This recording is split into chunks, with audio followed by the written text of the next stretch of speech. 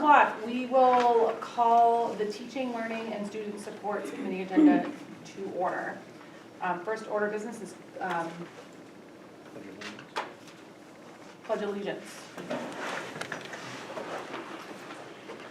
I pledge allegiance to the flag of the United States of America and to the republic for which it stands, one nation, under God, indivisible, with liberty and justice for all.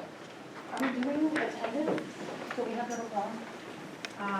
It's not on the agenda, so it's just. Okay, yeah. If it's not on the agenda, then not doing it, correct?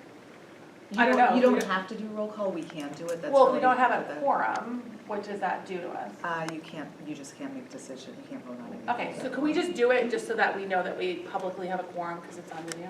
And we can include it in moving Just, forward. yeah, again, I think it's, we know we have a quorum, but just so that the public is aware.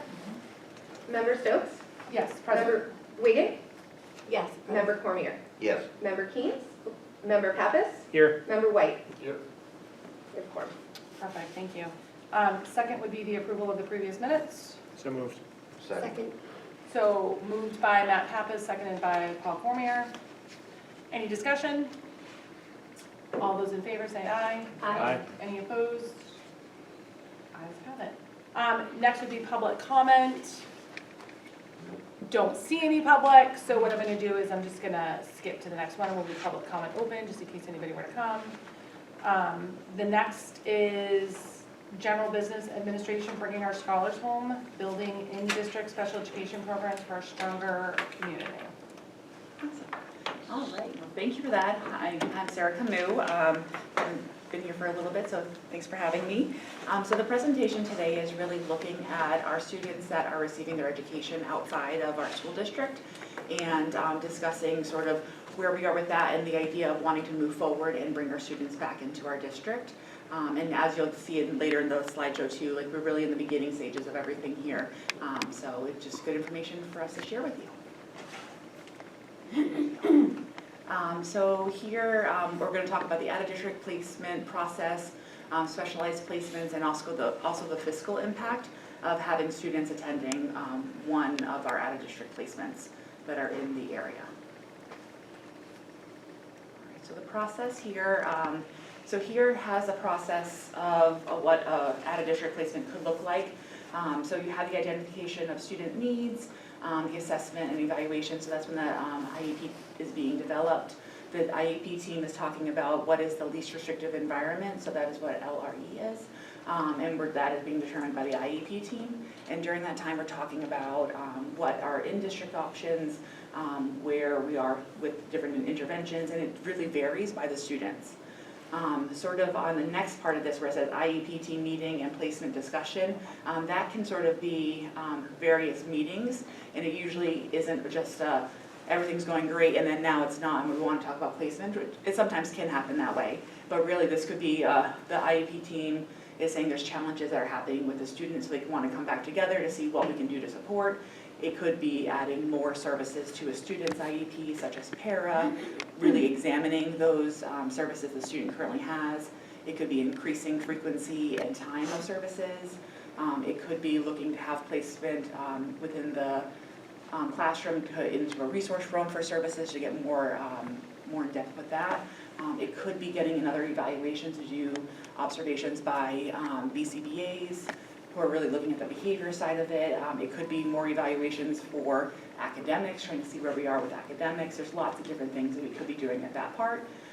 But if all doesn't work at that point and this team is still thinking out of district is needed for the student, then we start exploring the out of district options, where that would be us sharing release of information with other out of district placements. And then they would say like, oh, this student is a good fit for our school. We should look for the next step, which is touring with the family. And then after that, the student may do a trial day.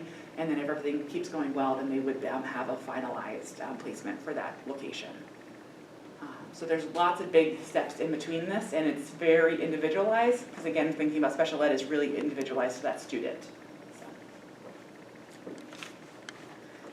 So when we're talking about specialized placements, one thing that we're seeing with our data, we have a total of 92 students that are receiving their education outside of our school district. 15 of them are parentally placed by parents to either a private school or a charter school in the area. And 14 of them are receiving or are placed due to DCYF or court placement. So that brings it down to 63 students that were placed by the IEP team in out-of-district placement. And when we're thinking again, and this is really looking at all of our students there, but when we're thinking of this, we're seeing these are our top 4 areas of students really needing alternative settings than one that we have within our district. The first being emotional and behavioral disorders. Second is autism. Third is internalizing behaviors.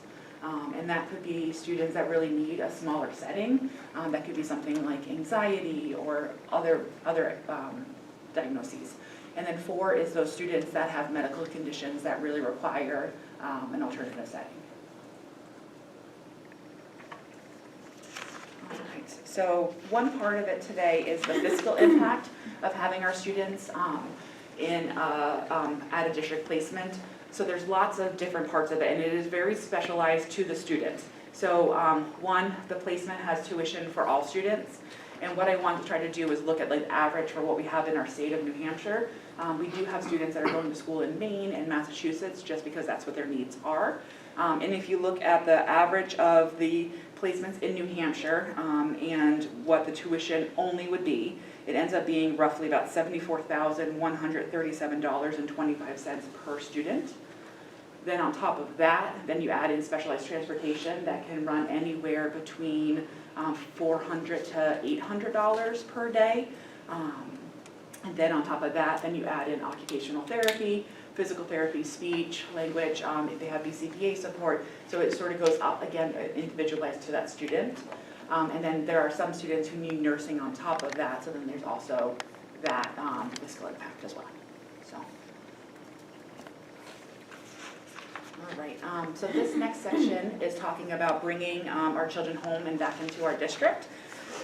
So the rationale for wanting to build these in-district specialized programs is really to bring them back home. We want students to be integrated within our community and to be included within our community. We want them to have improved quality and customization of services within our district, so then that way we can serve lots of different students. Also family engagement and support and fiscal responsibility. Our students that are going to out-of-district placements can still participate in extracurricular activities that we have within our district, but it's sometimes difficult if they're going to school in Massachusetts and then they're coming here for after school. So there's lots of different things that we're able to do, but we want to be able to do more with our students that can be able to access their education here. The next part here is just that roadmap of what I had sort of mentioned in the beginning, that we're really in that needs assessment and analysis stage, where we're really looking forward and looking at our data to seeing what our students in our schools need. Then we look into program design and structure, and then staffing and facilities for once we're able to determine what those programs will look like. Again, looking at our needs within our district. Thank you guys so much for having me tonight and presenting. I'm going to turn it back over to Amy. Thank you. So thank you, Ms. Camus, for that presentation. It's evident that, we don't have specialized programs in the district, and we really need them. The data is showing that we need them. We currently have, as Ms. Camus mentioned, 62 of our students are out of district placements. And our intent really is to bring them home when they belong here in Rochester, when feasible, because I will say, we can't always bring all students back home. There are always going to be out-of-district placements that we must have. However, if we're able to build these specialized programs and have them here, it's best for children, it's best for families, it's really best for our community. And I'll take any questions that you have. Go ahead. Do you have any sense of where you would place these programs? We do. We're still in that needs assessment and analysis. There are spaces that we're looking at the moment, but we're still in that phase of analyzing. There's definitely capacity for it in the different schools, but I don't want to commit myself to a particular location because we're still in that needs assessment. Okay. Do you have any more? Okay. Anybody else on board? Yeah, I was just saying, like, with the amount of money that we're pouring into this, it would make more sense to pour into our own facility for our own children. And we'd be saving on transportation, far and stuff. We're currently spending over $6 million for these children to be out of district. So we're looking at a savings of more than half if we bring them in district. And they're with us, right? Right. Yeah. Anybody else on the board? So I'm gonna go next, but I will call on you guys.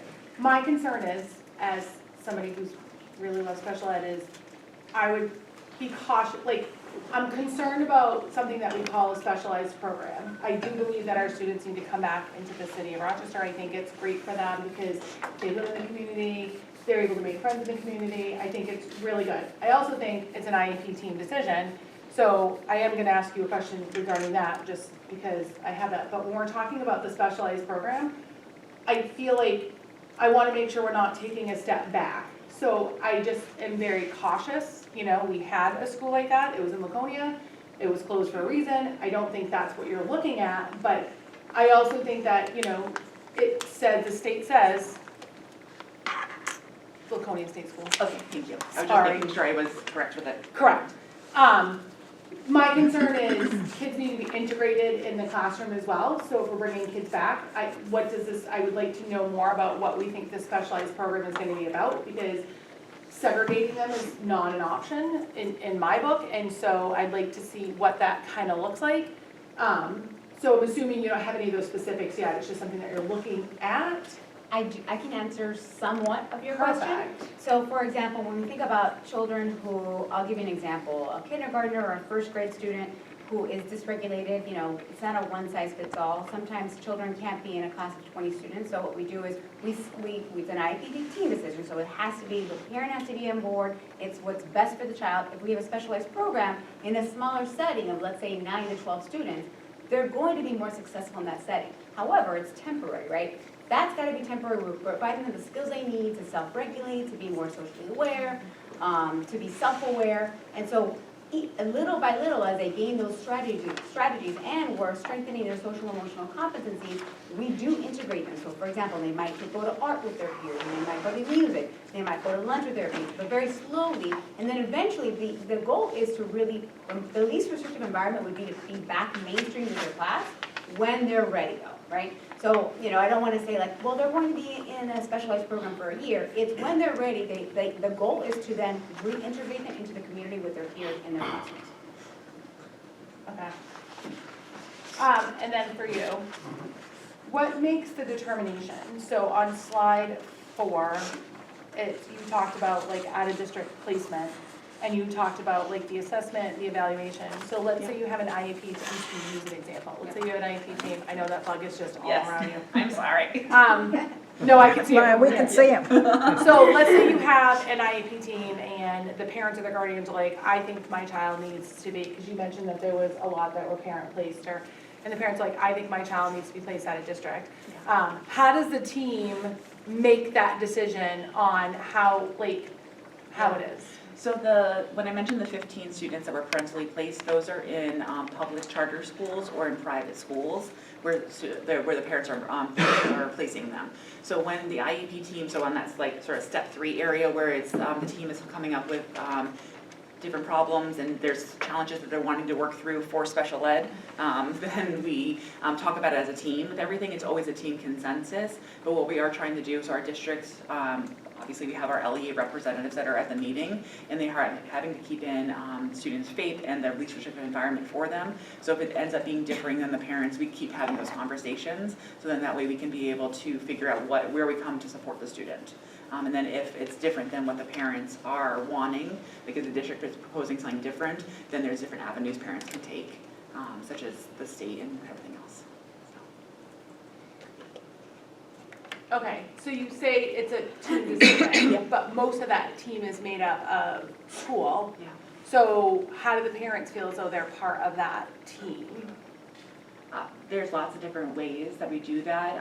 One thing I think is a big part of wanting to really bring the essential people to the meeting, because when I first started at the middle school years ago, it would be everybody, all the general ed teachers going to the meeting, and I felt like parents, and they also voiced they were feeling like they were getting teamed up on kind of thing. So then that's why we changed to having like input from the teachers, but then really making it to be who's needed at the meeting. So it's the one general ed teacher, the special ed teacher, the LEA representative, of course the parents, and then any related service providers that are required for that meeting.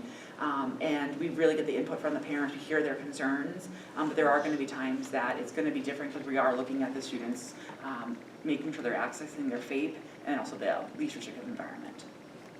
So, I get the FAPE in the least restrictive environment, but, I mean, do we look at the data and see? Oh, absolutely, yeah. Because I didn't hear that in Yeah. the 2 times that you said Yeah. it. So my concern would be, if a parent and an IEP team were to come together and say, I think my child needs out of district, Yeah. you know, the parent or the guardians, I think my child needs out of district, my child needs nursing care, my child needs, Yeah, I mean, I guess what my concern would be is, we're looking at FAPE and we're looking at least restrictive, but are we looking at what the data shows? Are we Yes. looking to see what the medical needs? Are we looking to see, you know, what medication they take, or how, you know, if they have a G or J tube, or how, Yeah. you know what I mean? Yeah. Like, so we are looking at that data, but we're also looking at the data within the classroom to see how students are progressing through their education side of it too. So we'd be looking at grades, we'd be looking at evaluations from academic evaluations for every 3 years, if that's done during that time.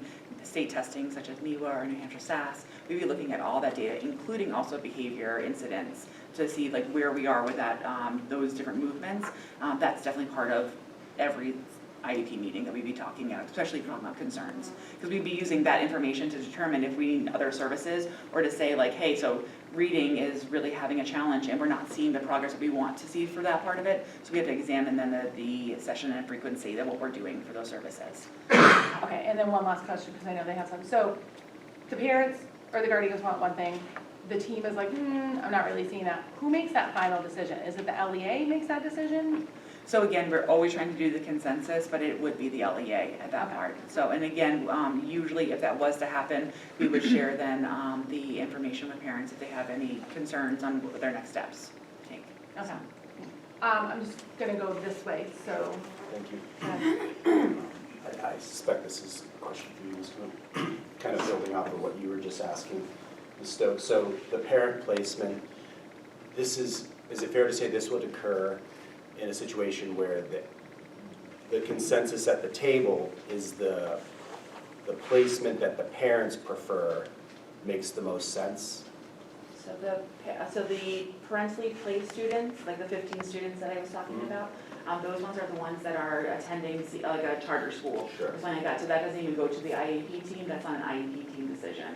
That's a parents have chosen to enroll their children in a charter school or in a private school. Okay. So then the follow-up to that, if I may, is who's paying for that?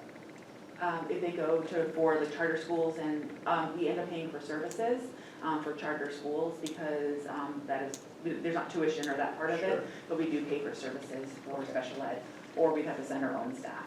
All right. And I'm hesitant to ask this question because it might seem insensitive.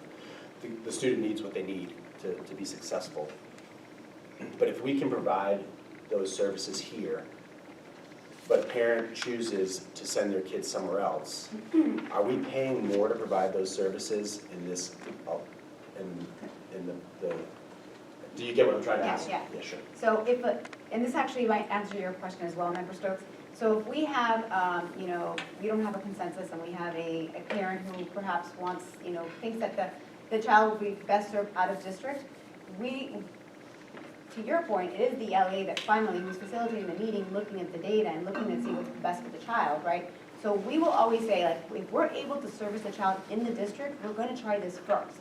If we're gonna do some progress monitoring, if the child is still not making adequate progress, then we will reconvene the team and say, wow, maybe we need either additional interventions, or maybe we do need to consider an out of, district placement. But we always wanna go to least restrictive, which is in district, with the least amount of those interventions that we make. I think that answers my questions. Thank you. You're welcome. Mr. So, Green? mine is more or less just a education question, I guess, but great.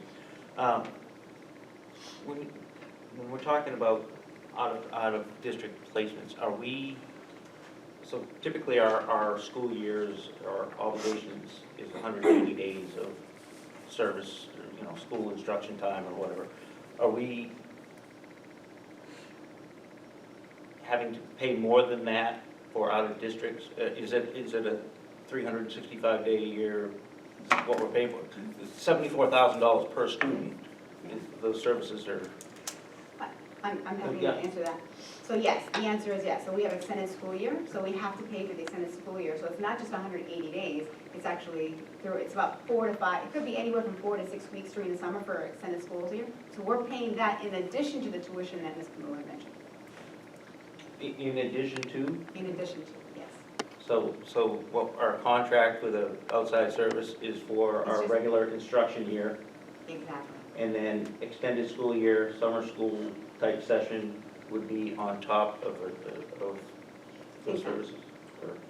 But by the way, it would be for every student that has an IEP in the district would get an ESY, and so it would be an extra fee as well. So just so you're aware. However, it's different because they would be in their placement and their costs are different, right? So their costs are different than ours. When they're in district, we're able to service, we're able to customize those services, so it's different. The fees are much different.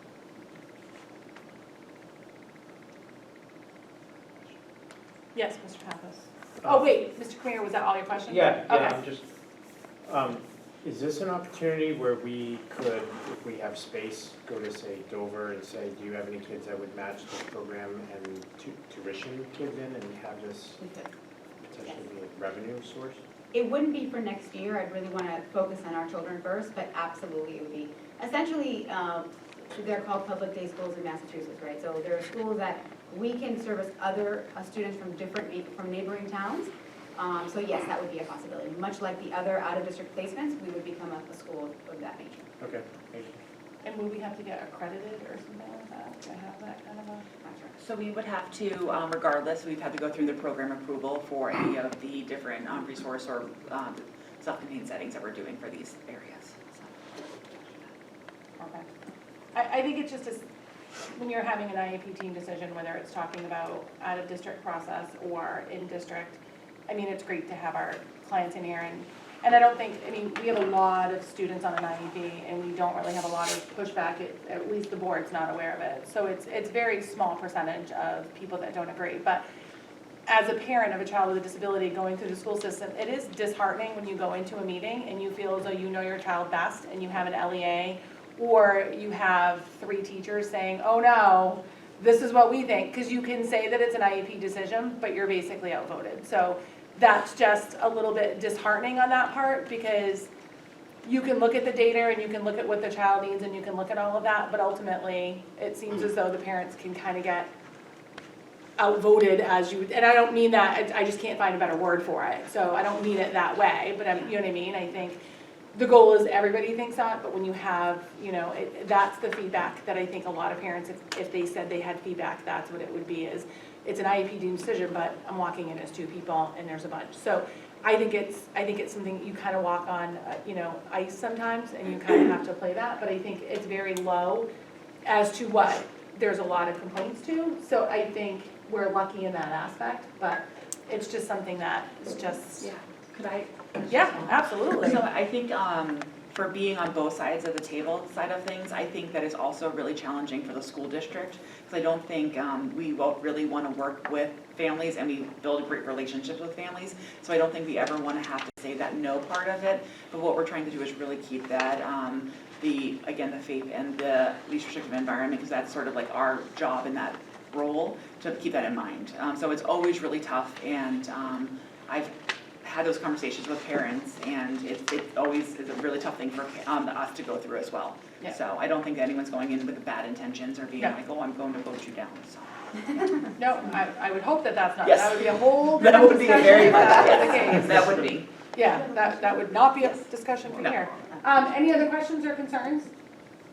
I think my only thing is I think the specialized program, while I'm cautious, sounds like you've put a lot into it. Are you planning on, I know you have the right to do it, but are you planning on coming before the board when, you have more to, just explain it to us more? We're happy or- to, absolutely. Okay, I would just, again, I'm Yes. not saying, Yes, because we don't need to vote on it, it's within your purview, but I think being involved in that aspect and seeing, because it is new, and I think there might be some questions, I would like more information Yeah. on it. It sounds like I'm seeing a few head nods to say they would as well, I would so. love to, yeah. Yeah, I mean, and especially when you find out where it is, and maybe we could do a field trip and kind of look, because I think it's gonna be a lot different than what a typical classroom setting would be, because you're gonna need a lot more rooms for, I'm assuming, speech, OT, behaviorists, BCBAs, I'm sure I'm missing a few.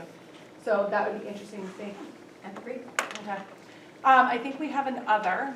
We have two others. We Okay. have, first of all, we have an addendum for, there's a personnel addendum. So I have that here. Do you want me to do that now? Sure. Okay. We have one for resignation for Dawn Egan, special education teacher. Do I have a motion?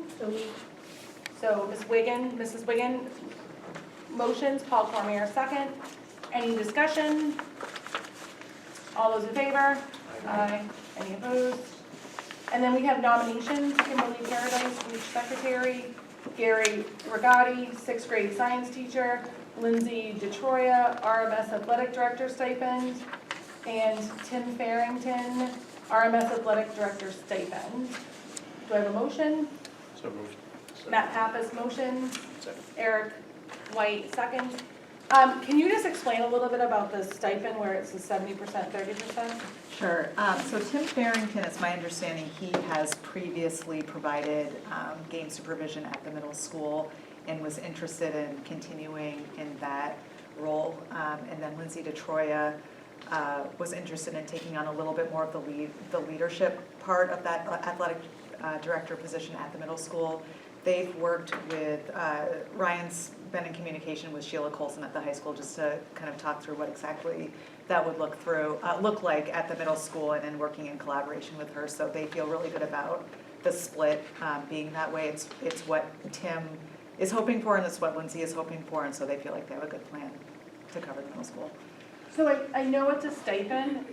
The concern for me is I'd like to make sure that it's equitable for the position they're gonna be. Is there a way that we can track this year, just because we've talked about maybe doing a middle school athletic director position? And I'm just curious to see if it's even worth it, if the hours are low and we can continue the stipend. But is there a way that we can just track how many hours so that way we can look at that data later? You're the data girl.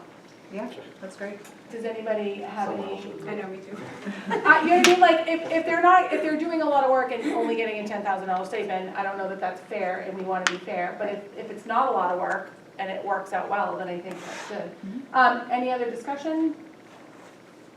Yes? Well, this is not exactly on that, but it's the issue of stipends.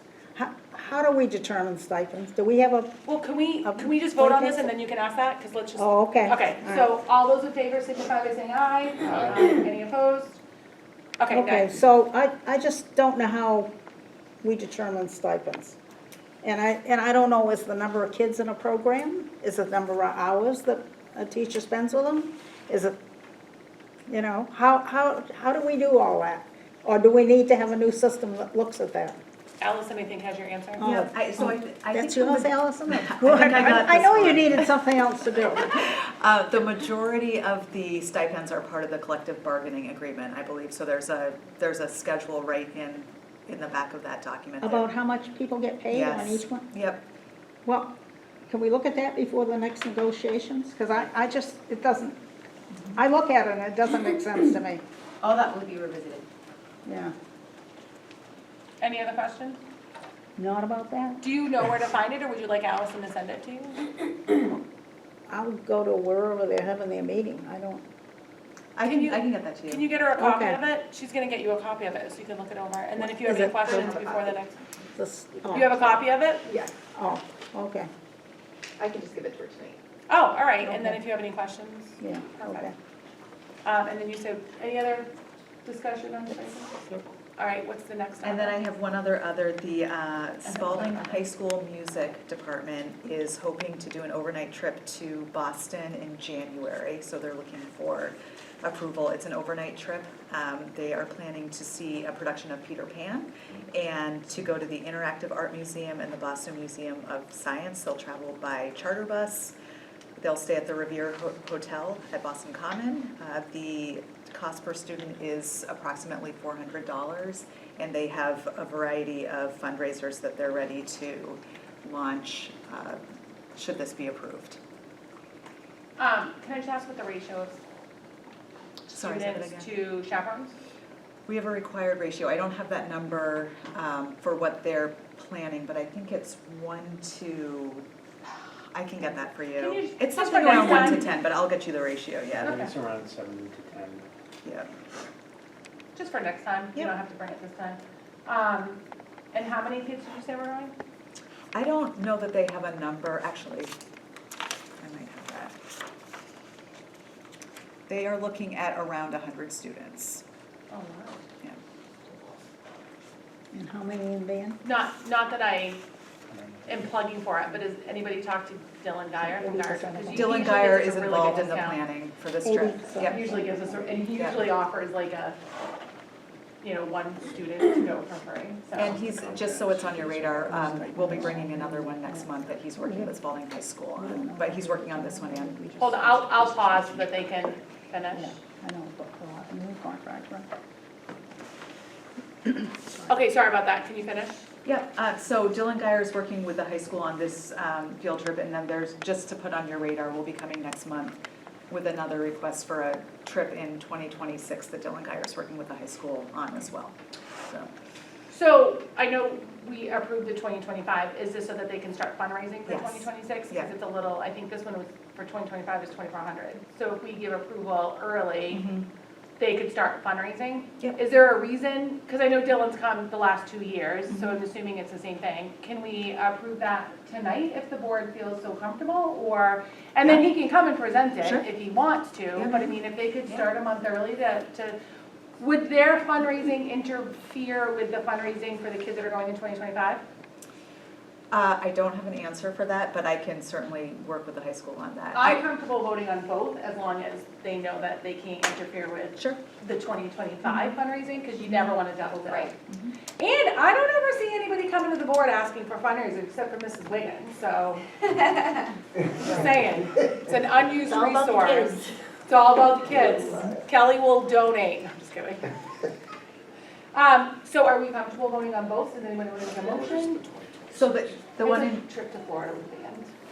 and that one, I believe they do every other year, so if you're familiar with the band trip to Disney, it's the same one. Somebody might be. I know, there Familiar might be with someone in the band room who's, Yeah, what do you need to know? Eric just Specifics? asked, who was going, and we said it was a band trip, it happens every other year. It does typically happen every other year. So, I mean, it's something that we've always approved. So would anybody like to make a motion for the Boston and for both? Sure. Anybody want a second? Second. Okay, so motioned by Paul Cormier, second by Kelly Wiggin. Any discussion? All those in favor? Aye. Any opposed? that's I- great, I would thank you. still like to see them if they want to come and present Sure. it, just because Eric asked about the band part, so if he could come and let us know, give us a little bit of specifics, but at least they can start. I'd like to see the presentation, but I just didn't know what trip they were going on, so. Yeah, Great, so if you could have them, but yeah. Perfect. Any other? that's it. No other to the other? There's no other. Okay, just making sure. Hold on, let me get to my agenda. So, seeing no other, I'm gonna, okay, but I'm gonna see no public comment, so I'm gonna close public comments because it's been 30 minutes. Yes, Mr. Pappas? Months ago, we had a presentation about Wi-Fi in the district and cell phone repeaters. I'm wondering, is that just kind of hanging out there? We can do anything about it? It was on the old version of this committee, but I don't know if it's this one or if it would be Mr. Reichlick's committee. Operations. So, I think that was before I started, it was in June, so I'll defer to Dr. Bryan on that. Sorry, I think were you asking which committee it would come to? either which committee or like where can we get it going again? Where are we at with that? Because We're we need supposed to to be make- looking into it. We need to make improvements. That's Can we- operations, yeah. That's what? The operations committee. Can we maybe have him come to the next operations committee and present and let us know what's going on with the Wi-Fi? It's one of those issues that kind of crosses Yes. committees, but, I'll have David talk to Mr. Demers, and then David can report out. okay, thank you. Can we let the operations chair know that we asked for that information, so that way they're aware that it's gonna be presented. And just to confirm, Mr. Pappas, is it in the high school? High school, Okay, yes. gotcha. Thank you. It's even the high school for I know. I have another, I think that if you weren't here, so the major issue was there was an emergency and there was no phone, so none of the phones were working. And they had to call an ambulance and the student ended up okay, but he had to have a surgery and he could have died and his mother came and presented and said there should be, even if it's a stat phone or whatever they're called. Our person that's in charge, Moose, who is in charge of the athletic or anything he's a medical, trainer. the athletic trainer wasn't able, while he's assisting with the person, wasn't able to make any phone calls. He had to have somebody leave the gym at the high school, go outside and call for 911 services. So there was no communication between the athletic trainer and the person calling. It ended up being fine, it ended up working okay, but it just showed that there was a major flaw in that. So I think the discussion was also making sure that the athletic director was able to make a call. I think the IT person, and Matt could correct me, he said there was something where you could log into the Wi-Fi, whatever. But I mean, when it's an emergency situation, I think our athletic director or our principal or anybody, they need to be able to pick up their phone no matter what and dial for medical services. So that was above and beyond what you had asked. But that was also something that I think we need to make sure we're looking into because that's crazy. Safety. Yeah. And just, I mean, we don't need to rehash everything, but there's also an issue, like if there's an intruder in the building and you can't get to the button to call the office in time and you need to call somebody, or there's a fight or something to that effect, you know, there's no cell coverage in the building in a lot of different pockets. And we also talked about a cell phone repeater, using Verizon or one of the other providers. And we got a price, and then it kind of, the discussion stopped, so.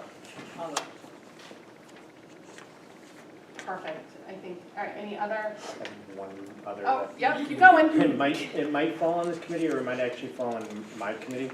Mr. Bellows brought up the issue of a cell phone policy, and I didn't know whether we bring in administrators to start talking about that, and whether it would be to this committee or whether it would be to the policy. Or government. It would be governance. It would be. It's a I policy. do think a cell phone policy would be good because I think cell phones are, you can use your cell phone for learning and teaching. You know what I mean? Like Eric used to get the newspapers and do his. What are you saying? He said, I'm not gonna call my cell phone, so I don't know you.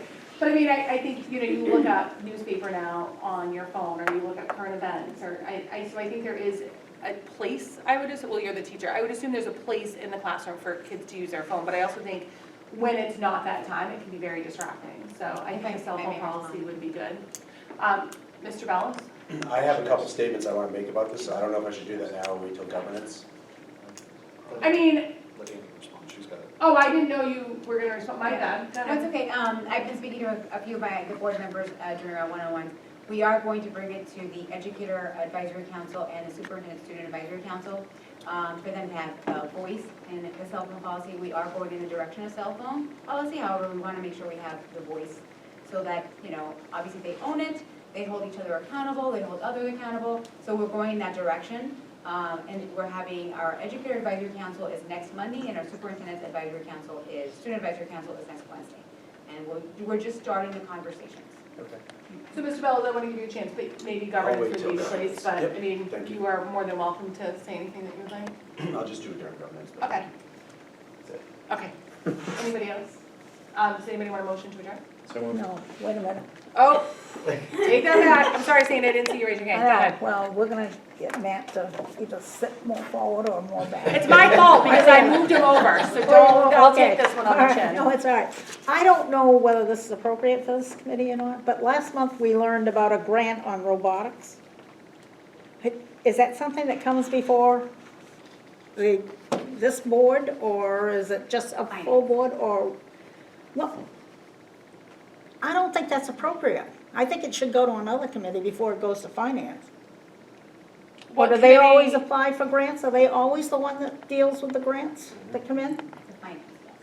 I think if it's And related so, to, okay, I but think if it's if related, that's the process, I'll go with it, but I don't like it. well, I think if it's related to an instruction, it could potentially be discussed at both. Well, So- it's pretty specific in what we got from the Edelblut last month. I have to be careful about how I say his name. Edelblue. Okay. I'll go to finance, All right. deal with it there, I guess. Any other questions? No, I just am curious as to whether, how you would get the approval to go forward with it, because it sounds to me like it's a great grant, but. Yes, go ahead. So we bring it to finance for finance committee to approve the funds being deposited into our account. Right. So we apply for the grant ahead of time, and then if we're awarded the grant, the board has to approve that we're receiving the grant and then depositing it into our general ledger. Well, my concern is, it's all right on robotics, I think everybody's on board with that. But if Matt had a bad experience with some other kind of grant that came through at his school, and he might not want to recommend it to go to the finance committee, because, you know what I mean? You see how I'm dealing with that? But if it's just, you're approving it because we think it's a great idea and it's money, I guess it's okay, I can deal with that, but. I'm gonna give you a chance to respond and then I'll let Matt. I mean, we can do it a number of certain ways. I've seen it done in my previous school districts different. They just go actually to the straight to the full board. Yeah. Because you're only approving the grant, the funds. But I have seen in prior districts where they do actually disapprove the grant for that very reason. Yeah, Member right. so. Okay, whatever, I can deal with it. Not happily, but I can deal with it. Now, Mr. Pappas. Our policy states that any grants that we receive have to be approved by finance, so that's why it goes to finance. Yeah. It's in our No, policy. I understand that's been your But previous what- policy, but- yeah. When we start delving into individuals applying for grants, if a classroom teacher applies for a $200 grant for this or for that, then the board is going to start tinkering with instruction and stepping over a line where we shouldn't be stepping. That's a decision for the superintendent and principals to be making, not us. I do Okay. want to add, Sandy, that I don't think we've ever turned down a grant. The discussion has been what is required for the grant, so we've been very, Well, that's, right, so my we've been fear. we've questioned a lot when there's a grant that comes through that says, oh, students have to take a 20%, questionnaire, or the or this parents has to, gotta do right. this, and, yeah. So I mean, that's always discussed, but Matt, I don't think we've ever really denied a grant because we know when we're applying for it, what the stipulations are. So Okay. we're well aware when we apply. So I think it's just, we have to accept the money and that goes through finance. But I think if you have any specific questions, you can No, I always don't. email Okay. Allison or Annie before the finance committee, just to get any clarifying questions. And then they can bring your questions forward to the full committee. Well, I just thought that maybe teaching, learning, and It whatever. could fall into that. Well, maybe Might come once to this it's, committee? yeah, you so know? maybe once it's But- approved, if it's going to teaching, learning, you can Anyway. just update It's okay. the committee.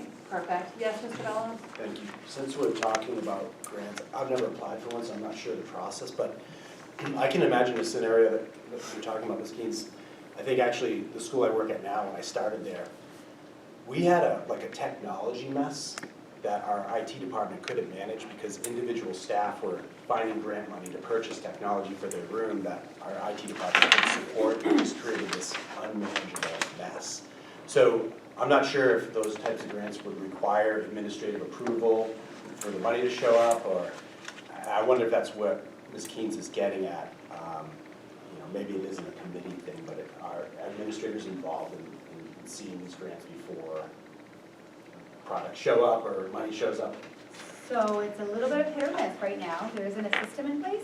So we have to make sure we centralize that. So that's what we're doing right now, having really all the grants go to one office so that that one person applies for the grants and manages all of the grants.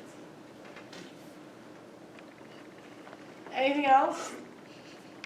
What's that? Motion to adjourn. Joe. Okay. So Matt motioned, Matt Pappas motioned, Paul Cormier seconded. All those in favor? Aye. All those opposed? Motion passes.